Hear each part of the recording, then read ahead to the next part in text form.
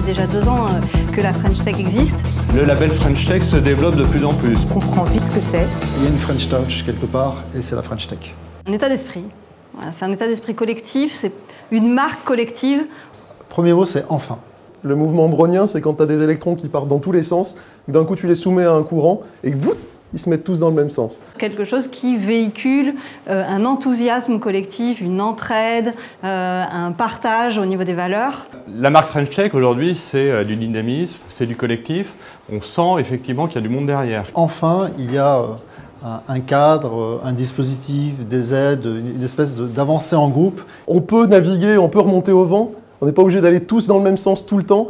Néanmoins, on a cet aspect convergence, cette vision commune qui nous permet, je pense, d'être plus forts. Lorsqu'un étranger pense à la marque French Tech, il doit penser à la marque du luxe, à la française. Ça représente tout ce qu'il y a de positif en France, la créativité, le fait qu'on ait des très bons ingénieurs. Il va traiter avec la French Tech, avec des entreprises qui ont la même qualité, la même image finalement que cette industrie du luxe à la française qui est tant vantée à l'étranger. Le rôle de la French Tech a très bien été décrit ce matin. Il y a 3 pôles principaux, l'investissement, le financement et l'accompagnement, avec des dispositifs qui diffèrent selon la taille de l'entreprise, la maturité de ses créateurs, les investisseurs qui sont présents ou non, à quel tour de table on se trouve, les besoins de développement à l'étranger.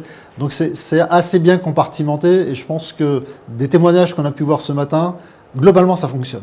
On a le sentiment d'avoir en tout cas un outil national qui nous permet à nous, tout petits entrepreneurs, de pouvoir avoir une petite présence, en tout cas une petite part de voix sur des marchés qui ne sont pas si simples que ça d'accès. La French Tech est un véritable levier de développement de notoriété, d'une pour se faire connaître auprès du grand public, et le grand public étant aussi le B2B, ces entreprises-là et ces dirigeants et décisionnaires vont faire appel à nous de manière plus proactive que nous essayer d'aller lutter pour aller toucher la bonne personne dans les strates des organisations de ces grands groupes. La French Tech, c'est un très bon exemple pour moi de transversalité. Ça ne s'adresse pas qu'aux startups, c'est-à-dire que c'est un mouvement brownien et celui qui n'est pas startup, mais qui se sent pousser des ailes, qui veut jouer au grand frère avec une startup, il peut le faire.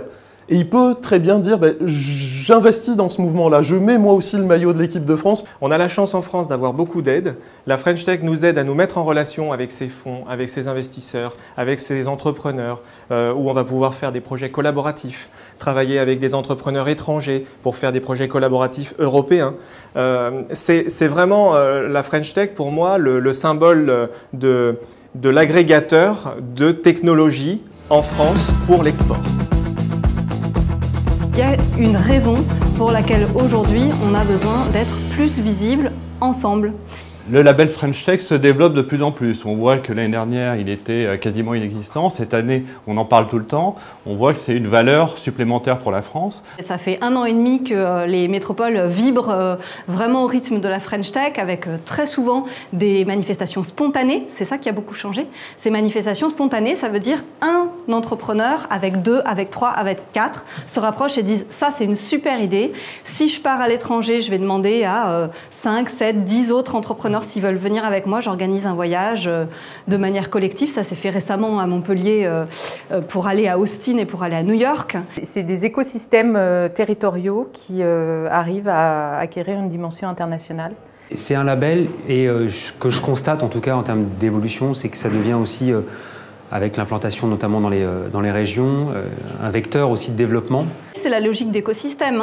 L'important, c'est vraiment de se dire que si on appuie très fort collectivement sur une partie de l'économie numérique qui en a particulièrement besoin pour être visible à l'international, alors c'est les investisseurs qui vont venir sur ce territoire, alors c'est une visibilité qui va bénéficier à l'ensemble de l'économie et les retombées derrière en premier cercle, deuxième cercle vont bénéficier à l'ensemble d'une économie.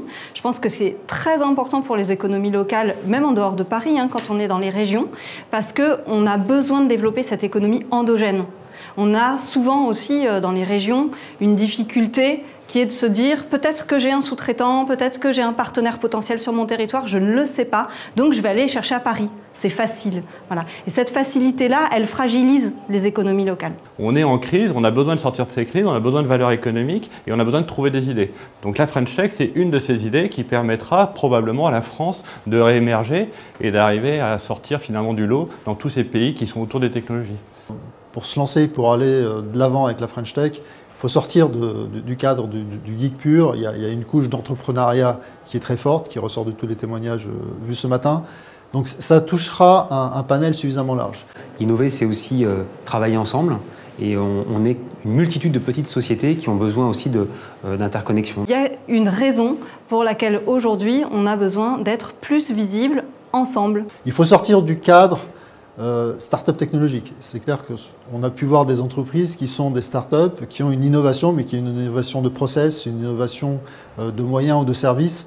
Et la French Tech est tout à fait adaptée pour cela. Après, pour le boulanger qui veut lancer sa marque aux États-Unis, il y a peut-être d'autres dispositifs que la French Tech à étudier.